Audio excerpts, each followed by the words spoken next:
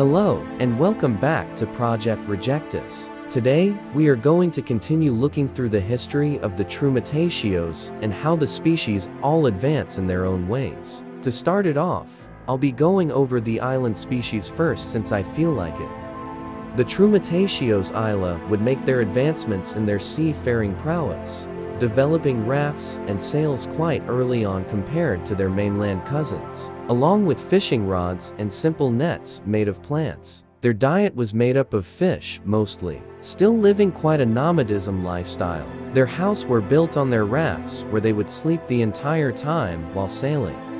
Now, with advancements like this, you might be wondering what kind of clothes would a Trumetaceos wear? Well, at this point, it isn't very complex, just a simple animal skin they put on to keep warm. At this point, clothes aren't very important and will only ever be used when it's colder than normal.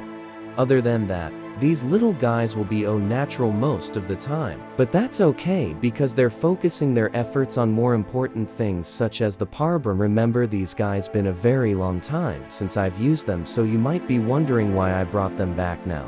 Well, I have a simple reason. Trumetaceos need food, but hunting all the time is hard. So a new method was created to help. By closing off certain rivers, the Trumetaceos created peaceful environments for the parbrum in order to keep a consistent food source, making the parbrum the very first livestock. They became much bigger and slower due to the lack of predators in these closed-off rivers, only ever being eaten by the Trumetaceos, similar to domesticated animals on Earth. They started to gain odd white spots across their body, creating a clear difference between them and their wild ancestors. Many breeds of these fish would be created for their tender meat. But obviously, this isn't enough food for the Trumetaceos, and also not enough for their new cowfishes, which led them to domesticate another creature alongside the parbrum. The parties was the perfect candidate for this, a simple, fast-growing plant that could feed both species they would thrive in. The Trumetaceos isolated rivers, causing them to become much bigger and grow even faster. These plants were constantly harvested, helping to create some of the first farms on these islands. Now, while I could go on and on about the Trumetaceos isla's history, there's still two more species I have to cover here, so it's time to name the advancements of the mainland species, starting with the classic Trumetaceos. These guys have a lot more resources to work with than their smaller cousins.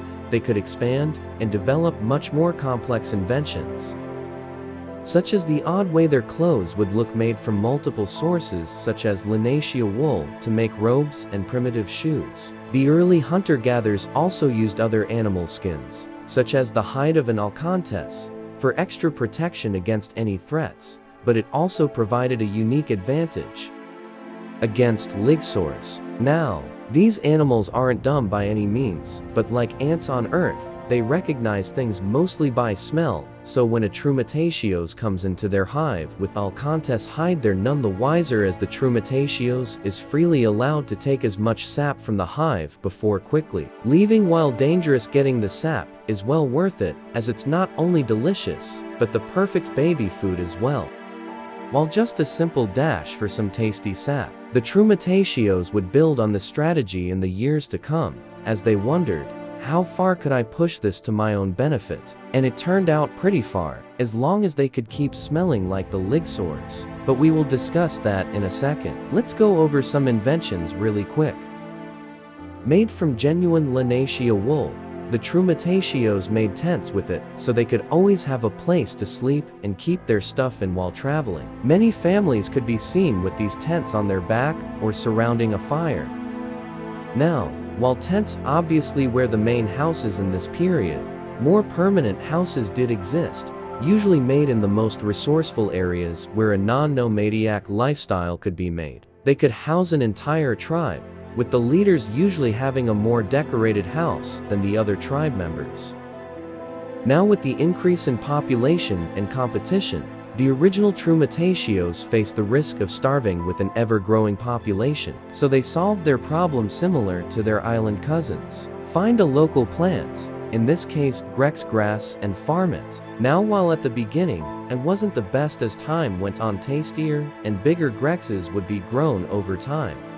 allowing these Trumetaceos to also make their own proto-farms. They are quite different from the islands, however, as these Trumetaceos would go all in on farming, making many tools to help from walls to protect their crops, shovels and rakes to buckets. These farms would quickly spread across the land as it would become more successful than the old nomadic lifestyle.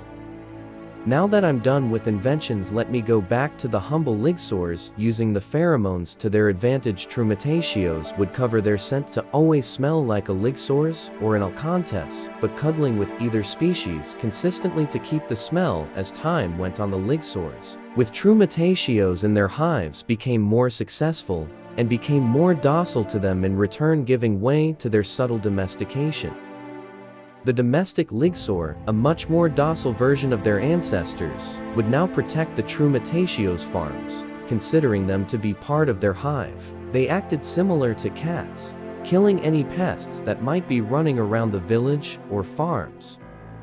Okay, phew, I spent a while on those guys, but now, it's finally time for the final Trumetaceo species. You have all been waiting for. The mountain beasts have an odd history in their advancements, as they both seem the least and most advanced at the same time. Let's use this young Trumetaceos for reference. He has quite simple Linacia clothes for warmth that also help to camouflage himself against the snow.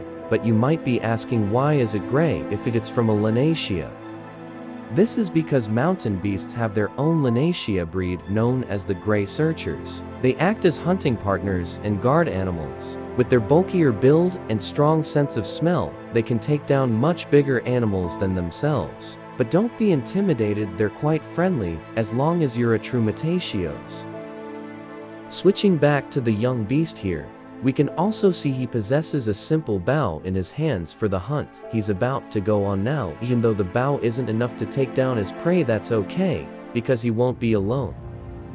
While the beasts are adapted to their harsh homes, this doesn't make it any easier for them to travel through, which is why the Lista was domesticated, the perfect animal to travel through the mountains. The Trumetaceos would make simple saddles made of leather and plants to prevent injuries. The Lista and mountain beasts would share a unique relationship, as culturally these animals were treated as lifelong friends who deserved respect.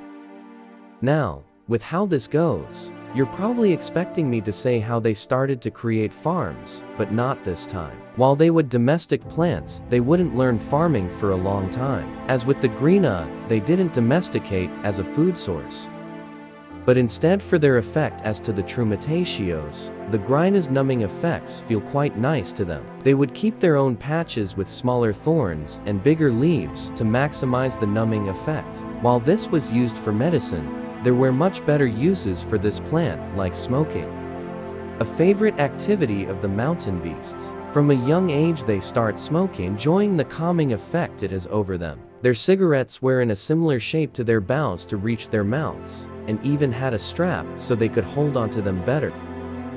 Thank you all for watching. I hope you're enjoying the sentient species so far. While I'm struggling a bit with how the future episodes will be, I'm having a lot of fun making these episodes, and I hope you enjoy watching them. But goodbye for now, I'll see you all next time.